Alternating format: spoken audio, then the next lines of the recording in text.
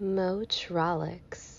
Arguably, the biggest change to the refreshed 2025 Ford Explorer is this all-new infotainment system that's presented via this all-new 13.2-inch diagonally measured center infotainment screen. Now, the introduction of this screen represents a few things. First, it represents all-new software in this system. In fact, the 2025 Explorer is the very first Ford vehicle to use this system, which was collaboratively developed by Ford and Google, and it does run Google Automotive Services. The other change that the inclusion of this display and this software represents is a redesign of the entire cockpit. So as you can see, the dash has changed drastically, along with the center stack here and a part of the instrument panel, including this binnacle over here that's over the 12.3-inch digital gauge cluster or instrument panel. So let's take a closer look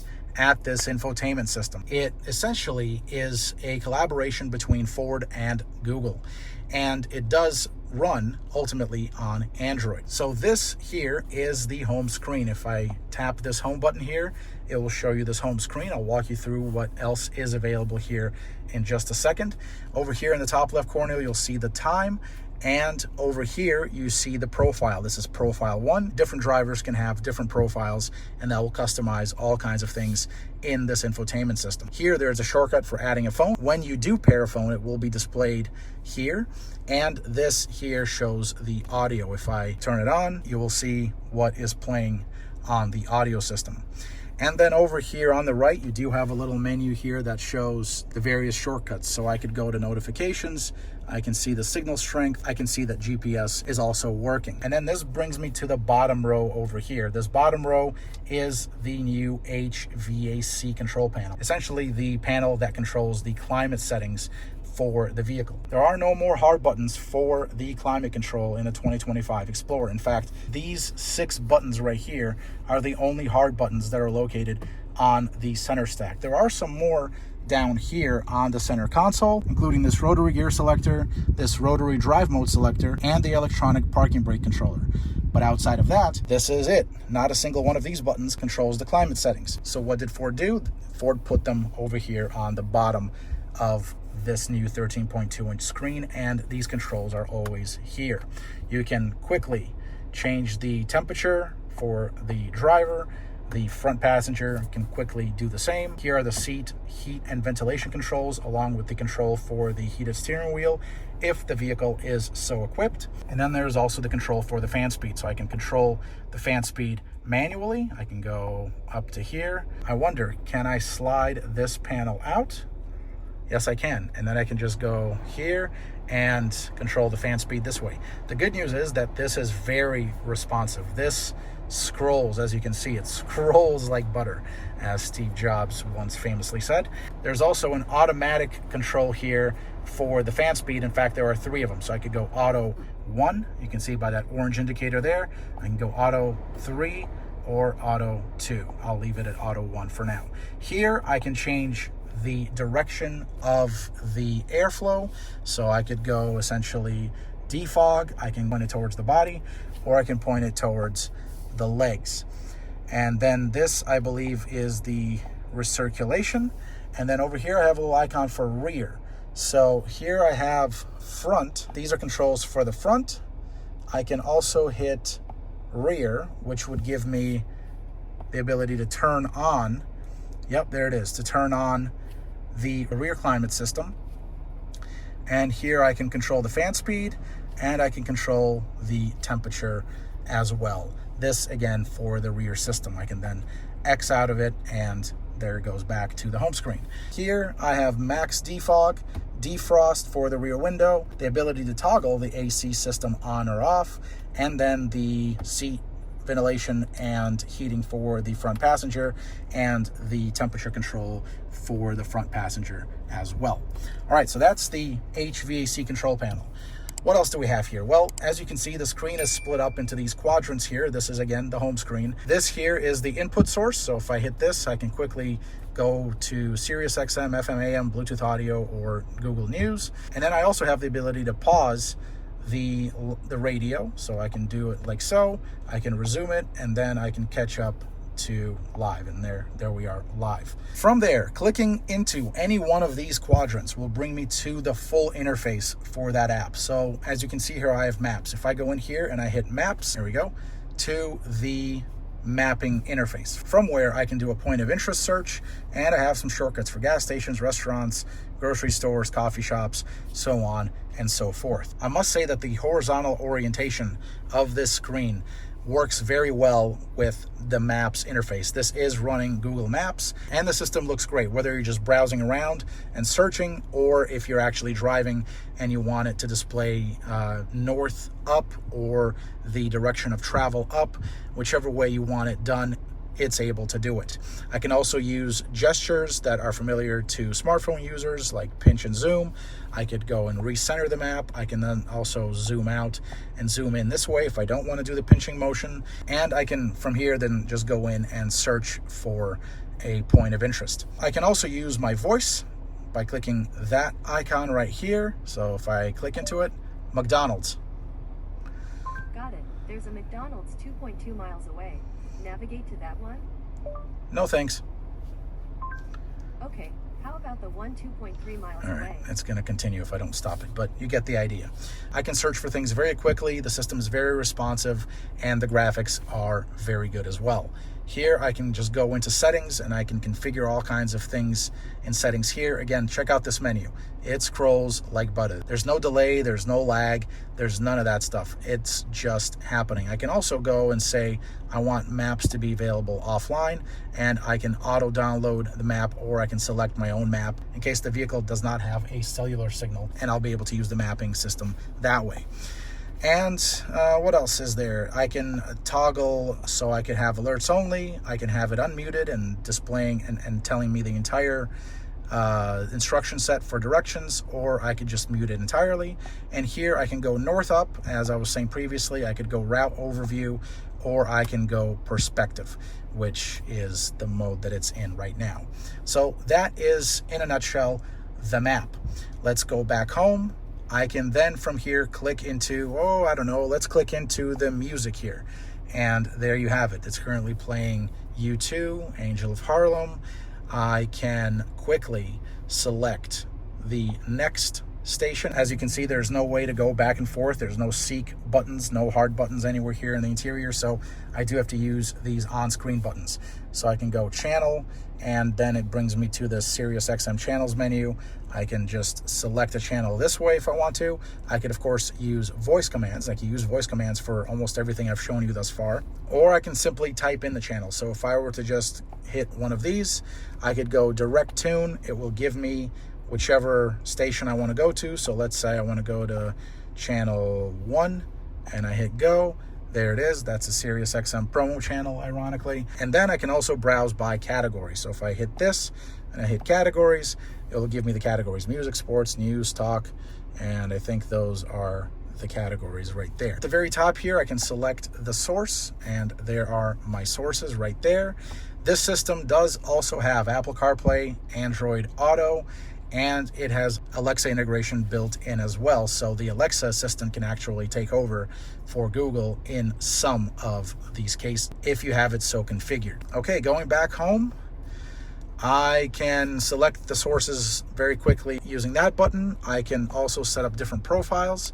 So it will tell me that I can personalize my experience by connecting your vehicle settings, Google account, and apps to your profile. So essentially, you name your profile, you link the profile, so that will take care of things like key fob, the memory button on the doors right here, and Google features like signing into the Google account, the Google Assistant, as well as the Google Play Store. You can start the profile setup here, or you can also switch the profile as well. And let's explore a few other things. So what happens if I hit the clock? It will bring me to settings, and this is where I can tell the system to set the time automatically, or I can select the time zone and set the clock manually that way. You can also have it use a 24-hour format as well. Okay, so let's hit this vehicle button. What happens then? Here you have access to the various vehicle settings and options. So ambient lighting, for instance, I can control the seats, see a detailed vehicle status. I can enable or disable hill descent control. As you can see, there's no hard button here. I can turn on or turn off valet mode, and I can access various vehicle settings. I also have the ability to pop the rear hatch here, which I can also do using this hard button over here on this control panel too. I should mention that unlike some other products, namely from Ford's crosstown rival General Motors, the 2025 Explorer retains hard physical controls for the lights, which in my opinion is great news. Okay, let's see what else we have here on the screen. Let's go into, say, vehicle status. What do we have here? We have tire pressure and oil life. If I click into oil life, we have oil life remaining. Okay, got it. And tire pressure, same thing. All right, I can go back. Let's take a look now at settings.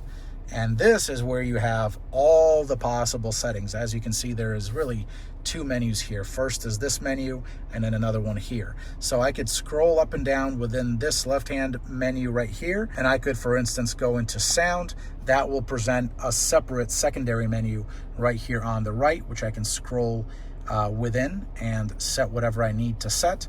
Bluetooth, same thing. I can add a device here. I can go to driver assistance, and I can control all the different ADAS technologies. There they are. I can go to vehicle, and I can set all kinds of interesting things on the vehicle. For instance, this 30-minute maximum idle, I can turn that on or off using this switch. I can do rear occupant alert. I can do lighting. What's in lighting? Auto high beams, okay. Daytime running lamps, okay. And auto lamp delay of 20 seconds. All right, pretty good. Easy entry and exit. Key detection alert. I have disabled that because boy do I hate that thing.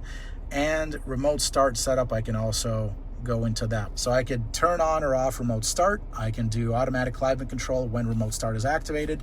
I could do automatic seats and steering wheel heating. That's pretty cool. And how long the remote start lasts. Interestingly, I can change how long the remote start lasts. That's pretty cool. So they're now giving you access to things that were previously available only via tuners. Now you have access to them right here, which is excellent. So those are the vehicle settings. What else do we have here? Lighting, windows, wipers, power liftgate, locks, and mirrors. All right. Let's see. We have system. So here's where we can do a system update. We can change languages, change units, change the time, see how much storage is in here. Let's take a look at storage. So the system is taking up 62 gigabytes, it looks like, of a total of, 128 gigs, it looks like? That seems to be roughly half. So basically you have 128 gigs, it looks like, of onboard storage right here. This particular Explorer is not using much of anything here, so all right, that's cool. I can see what else is about. So if you go to about, you'll see Android version is 12. Android security patch level that was last updated on May 5th, 2024. And then if you're really into geeking out, you can see all the other details about this infotainment system here. So all right, it's very good. I can then go to profile. I know we've touched on that before, but here we go. You can basically configure the profile specifically. So you can do profile name. Currently it's set to profile 1. I could put my name in there if this were my vehicle. I could do profile avatar. Ooh, let's see. How about we be a cheese? Today I feel like being a cheese. How's that? I'm going to save that. Now, anytime anyone gets into this car, they will see my really good cheese icon, which is just excellent. And then I could do link profile. Okay, so you could basically link and unlink the key fob from a profile here. That is actually very good news, because here, this is impressive. Typically, you have to always look up, how do you unprogram or program a key fob to a vehicle or to a profile? This is how you do it right here. Very simple, very nice. You could go like security, accounts, delete profile, and that's it. Let's take a look at display settings.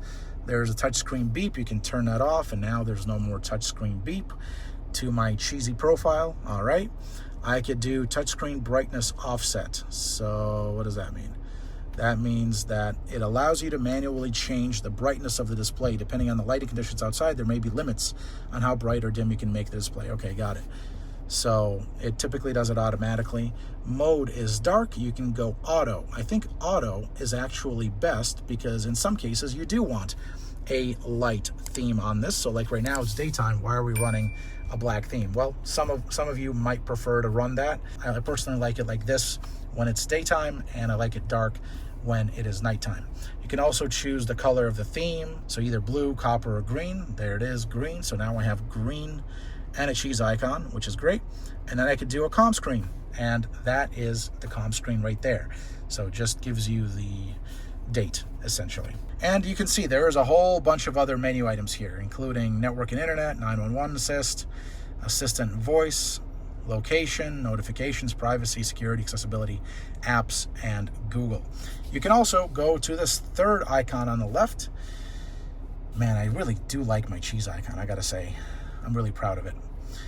This icon here gives you all of the different apps that are installed, and you can install all kinds of other things on this infotainment system via the Google Play Store. So you can just go in here. I don't think anyone's logged into this, so I don't know. Yeah, you're not going to be able to get into it right now since I'm not signed in, and I'm not about to sign in to Ford's vehicle, but you get the idea. This is where you get the apps. And there is a lot more you can do in this system, including things like WebEx conference calls. What you're experiencing is one of the apps, the experiences that we're launching here in our vehicle. This is WebEx, and it's a productivity office app. What you're seeing right now is my video because you're parked. So when you're parked, you can actually get participant video, which means you can see other people who choose to turn the camera on, which is nice. But another thing that's really nice is you can actually get the presentations of other people. So if somebody's presenting a PowerPoint, a spreadsheet, or just looking at the room where they're in, you can get all of that when you're parked. When you're in motion, the video will go away for safety purposes, but your audio will remain. And of course, you can mute and unmute like you would normally. Very, very seamless and very directly embedded to the vehicle. So the whole, the nature of the sound system means that you get the meaning sound really well, really robust.